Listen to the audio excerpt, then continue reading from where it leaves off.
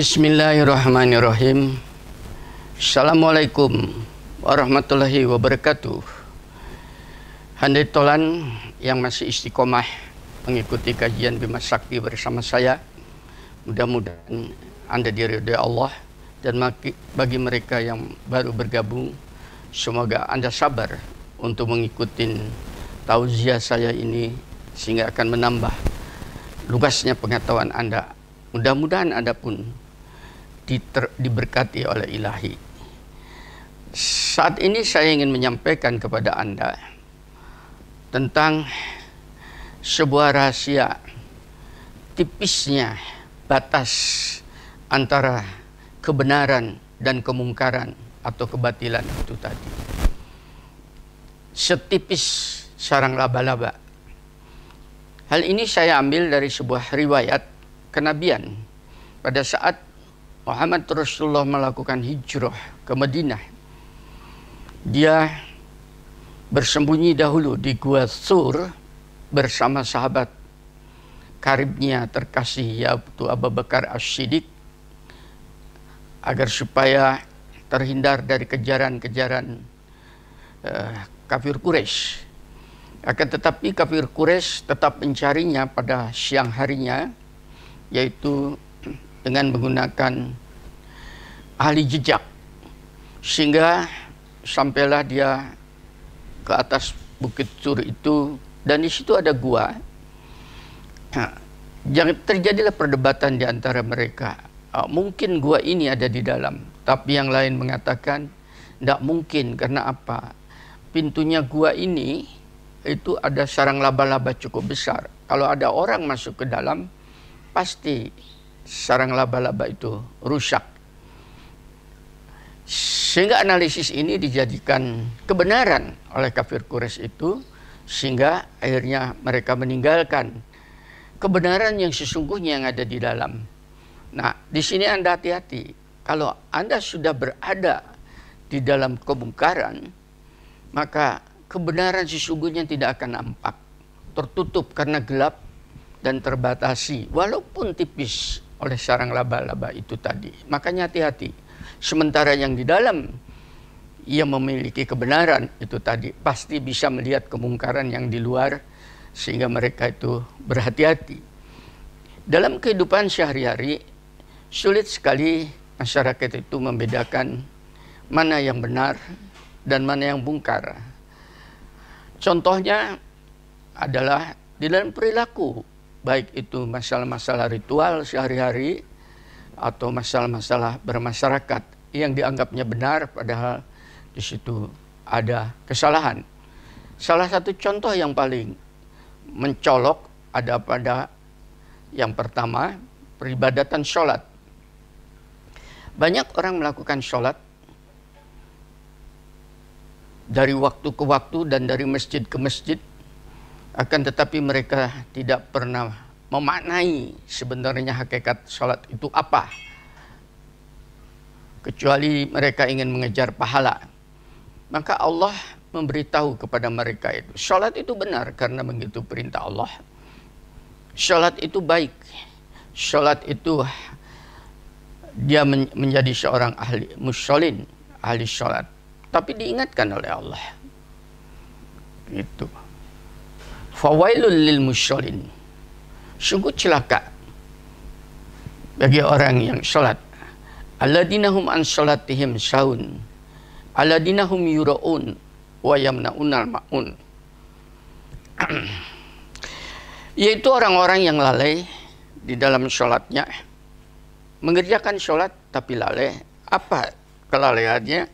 Yaitu dia hanya berbuat riya, untuk mendapatkan pujian dari masyarakat sekitar bahwa dia ahli ibadah, riya bahwa dia itu ahli zikir dan sebagainya.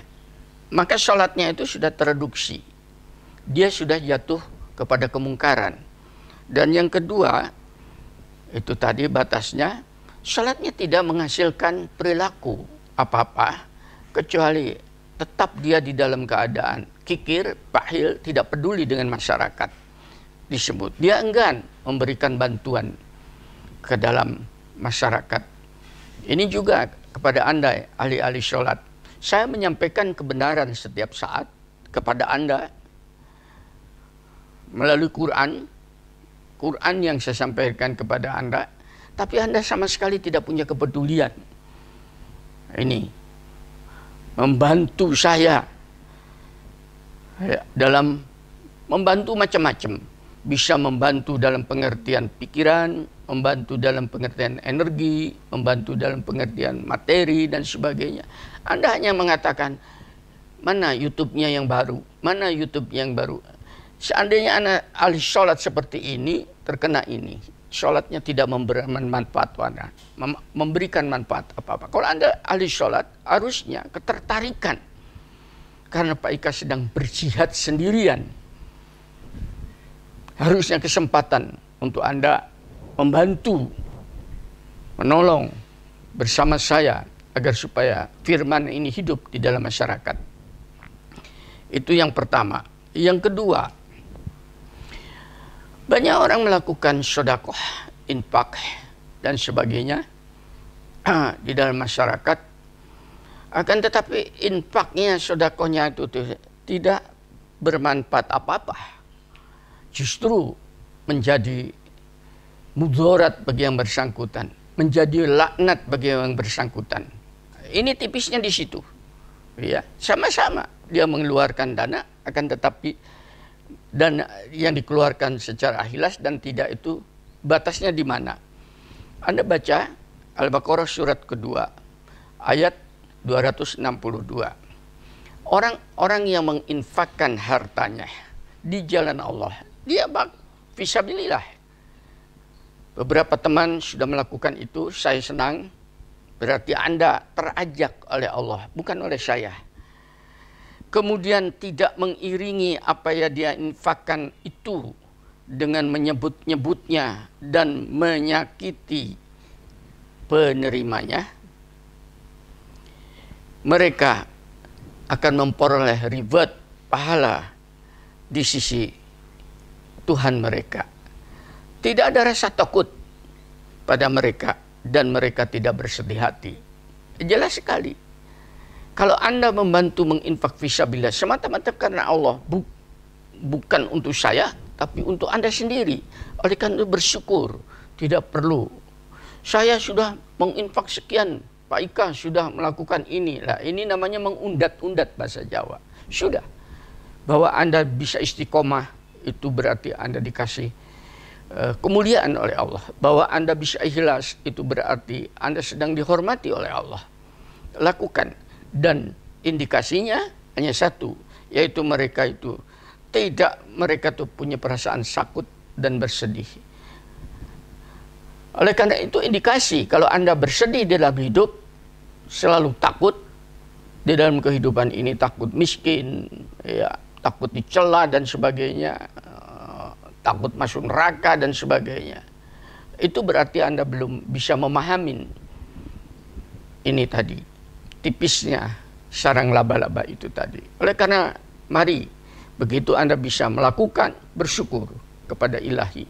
Karena belum tentu besok atau lusanya Anda punya kesempatan untuk itu.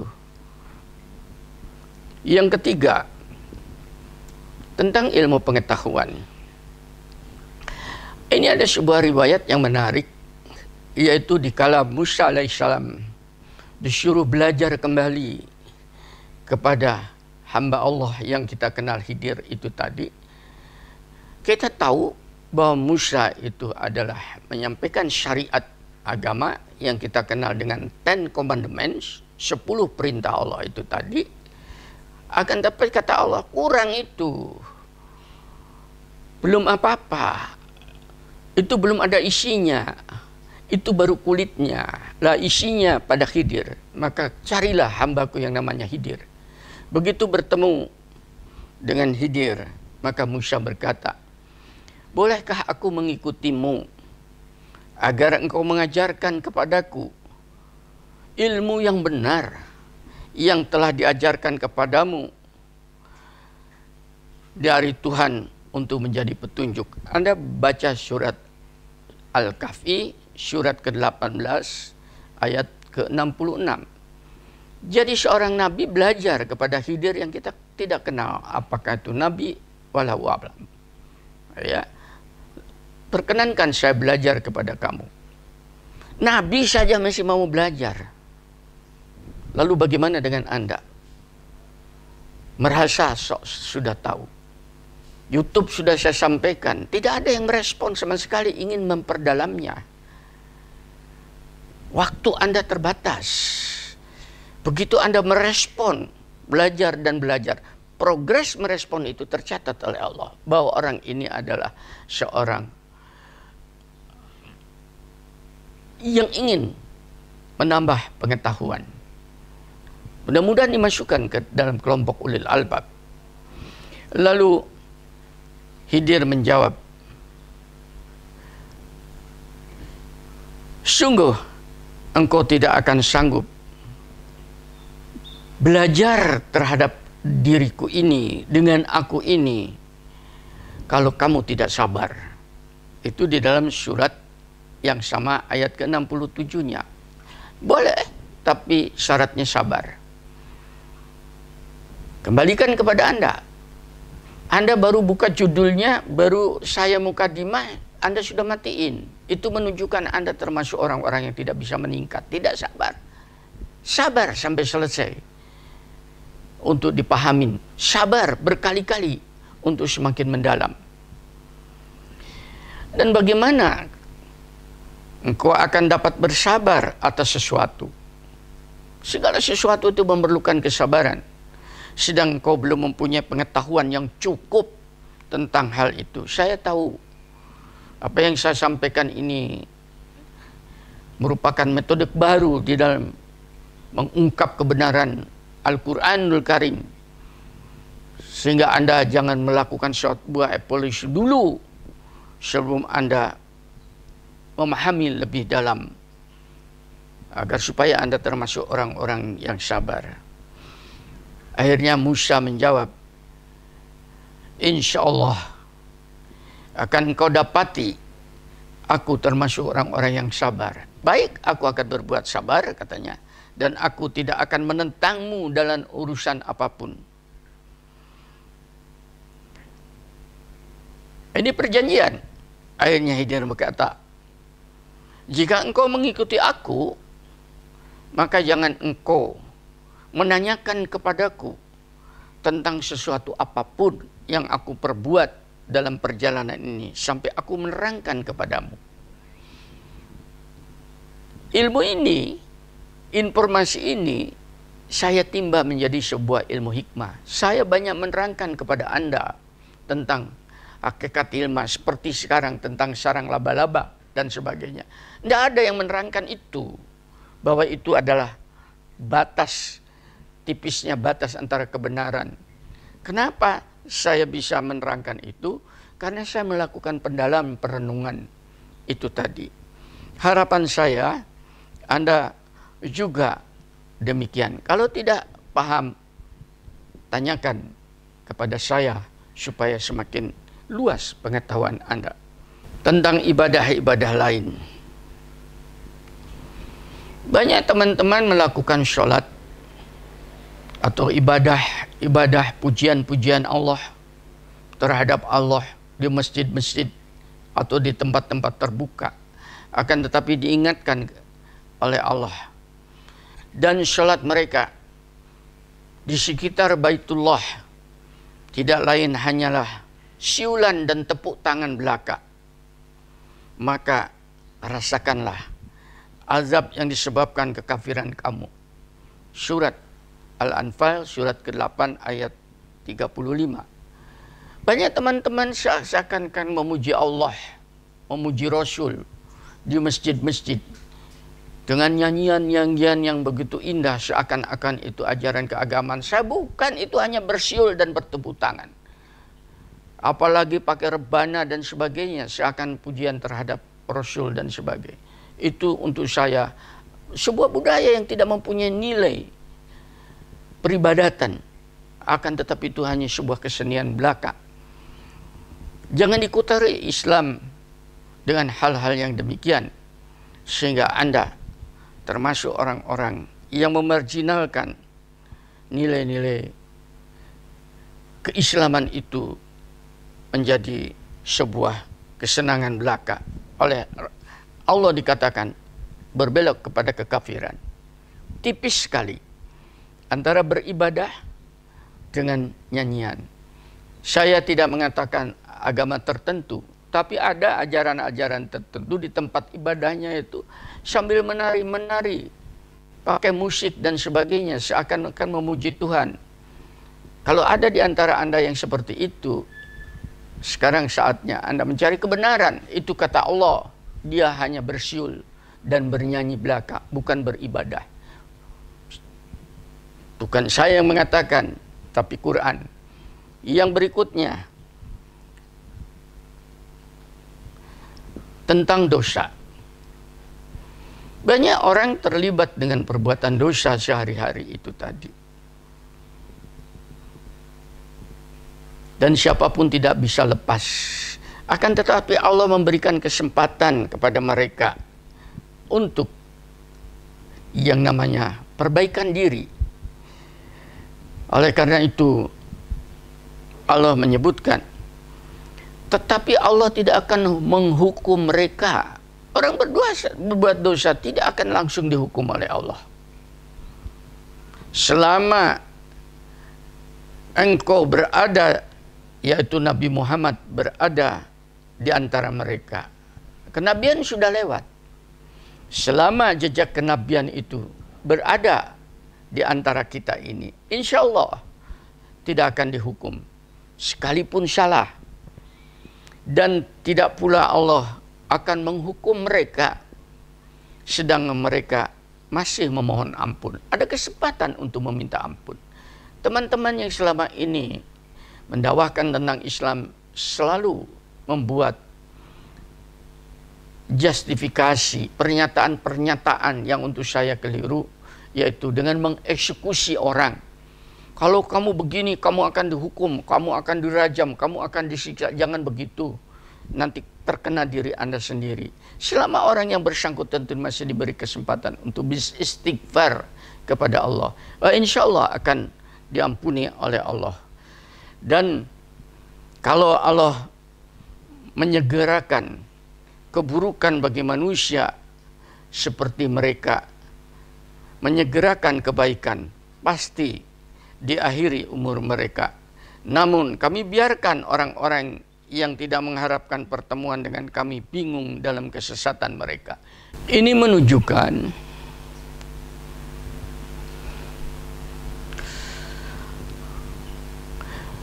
Allah memiliki Rahman Rahim. Ditunggu sampai makhluknya itu sadar diri dan memperbaiki dirinya, insya Allah. Jadi tipis sekali, tidak langsung disiksa. Ada waktu, kesempatan setipis sarang laba-laba itu tadi. Tapi kebanyakan manusia tidak memanfaatkan kesempatan Ghafurur Rahimnya Allah ini tadi. Karena dikiranya maksiat dan dosa itu sebuah kebenaran. Dan mereka selalu terjebak di situ. Sulit untuk melihat kebenaran. Maka saatnya Anda semua untuk meluangkan firman ini sebagai batas yang harus Anda tembus. Tentang umur. Tentang umur menjadi relatif bagi manusia. Dan sungguh engkau akan mendapati mereka manusia yang paling tamak dalam kehidupan dunia ini. Bahkan lebih tamak dari orang-orang yang musyrik. Masing-masing dari mereka ingin diberi umur panjang. Padahal umur panjang itu tidak menjamin terhadap azab dari Allah. Dan Allah Maha melihat apa yang mereka kerjakan. Ini tolong untuk kita. Kita bukan meminta umur panjang, tapi umur yang berkah. Karena umur panjang tidak ada jaminan daripada Allah. Itu akan mendapatkan ampunan, akan mendapatkan rahmat. Ini diberitahu tipis sekali. batasnya, tapi umur yang diberkahi oleh Allah dengan amal kesolehan yang diterima dan mendapatkan maghfirah Allah, itu umur yang terberkahi namanya. Bukan berarti ulang tahun tidak boleh. Ulang tahun silakan, tapi bukan untuk meminta umur panjang, akan tetapi untuk mengingatkan rasa syukur bahwa usia yang sudah kita lewatin itu, saya bisa berbuat ini, dan introspeksi, saya masih banyak kekurangan ini, sehingga umur yang dijalani di depan itu akan diperbaiki. Caranya begitu, berulang tahun. Bukan bersiul-siul nyanyi-nyanyi, bukan, akan tetapi beristighfar dan bersyukur kepada Allah. Diperkenankan supaya melakukan introspeksi. Karena umur yang panjang itu juga mengkhawatirkan. Barang siapa kami panjangkan umurnya, niscaya kami kembalikan dia kepada awal kejadiannya. Maka mengapa mereka tidak mengerti? Nah, ini yang dinamakan pikun. Jadi anak kecil kembali. Umur 90 tahun sudah bingung, apalagi 100 tahun. Menjadi beban masyarakat. Meminta kepada Allah umur berkah. Batasnya tipis. Tentang kekayaan. Banyak masyarakat karena hartanya banyak, dia merasa lebih hebat dari temannya, lebih mulia dari temannya. Bukan di situ sebetulnya. Batasnya tidak melihat pada kekayaannya, akan tetapi azas manfaat daripada kekayaan itu, sehingga disindir oleh Allah. Dan ada satu masyarakat, dia memiliki kekayaan yang besar, dan dia berkata kepada kawannya sambil bercakap-cakap, hartaku lebih banyak daripada hartamu dan pengikutku lebih kuat. Anda baca di dalam surat Al-Kahfi, surat ke-18 ayat 34. Hal ini pernah saya alamin pada seorang teman. Saya tidak menyebutkan namanya, tapi sebagai suatu contoh. Dan banyak saksinya. Dia mengatakan, sebetulnya saya lebih kaya dari Pak Ika. Saya punya sawah, saya punya ini. Kalau total miliaran dibandingkan Pak Ika hanya pegawai negeri biasa. Kata-kata ini sudah menyebabkan arogansi. Karena dia mengatakan begitu, saya tagih berdasarkan firman. Kalau gitu, keluarkan dong infaknya supaya bermanfaat. Apa jawabannya? Loh, untuk berinfak itu kan terserah saya. Nah, dia sudah mulai menghindar. Pada saat dia berkata gitu, sudah kelihatan belangnya. Ini mengerikan. Dia beribadah, akan tetapi ibadahnya tidak bermanfaat apa-apa. Dia kelihatan boroknya, kelihatan bau busuknya. Padahal apa yang dia banggakan itu bisa hancur. Sebagaimana orang tadi, dia memasuki kebunnya dengan sikap merugikan dirinya karena keangkuhan sebagai orang kaya. Dan dia berkata, tahu-tahu melihat kebunnya hancur, aku kira kebun ini tidak akan binasa selama-lamanya. Jadi itu persepsi yang keliru. Saya ingatkan kepada Anda yang sekarang merasa kaya, itu bukan harta kamu, itu bukan milik kamu. Supaya batas ini tadi kamu lihat kebenaran, supaya amanah yang diberikan pada Allah itu bermanfaat untuk Anda. Tentang kawan, ini juga batasnya sangat tipis. Sesungguhnya Allah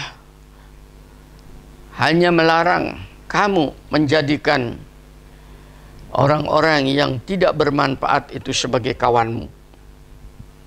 Apalagi dia melakukan pendustaan terhadap kebenaran keislaman ini. Oleh karena itu, barang siapa menjadikan orang-orang yang demikian itu sebagai kawan, maka itulah orang-orang yang zolim. Anda termasuk orang zolim. Anda beriman tapi menjadikan orang yang demikian itu berkawan, sebagai kawan, apalagi sahabat karib. Anda termasuk orang zalim. Silakan baca surat ke-60 ayat 9. Ya, itulah beberapa contoh tentang tipisnya seperti sarang laba-laba. Karena apa?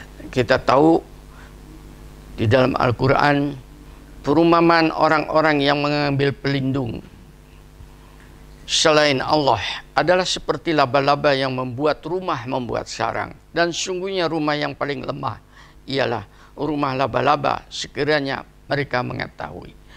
Kalau Anda tidak bisa melihat tipisnya batas kebenaran itu tadi, berarti seperti orang kafir tadi mengatakan bahwa tidak ada Muhammad di dalam, karena dia bersandar kepada sarang laba-laba itu tadi. Dia hancur, dia tidak kuat argumentasinya. Tapi kalau dia tahu yang di dalam itu bahwa kebenaran itu benar adanya, maka dia tidak akan pernah takut dengan kemungkaran yang ada di luarnya, dan dia akan pancarkan ke daerah orang mungkar itu tadi, agar supaya orang yang mungkar itu tadi sadar atas kesalahannya. Inilah tujuan saya di dalam tausiah saya. Pengetahuan yang diberikan Allah pada saya itu mudah-mudahan harumnya tercium oleh Anda, indahnya terlihat oleh Anda, merdunya terdengar oleh telinga Anda, isinya terasa di dalam rongga dada Anda. Mudah-mudahan tausiah yang singkat ini memberkati Anda sebagai pendengar dan saya sebagai penyampai. Walhamdulillahirabbil alamin. Assalamualaikum warahmatullahi wabarakatuh.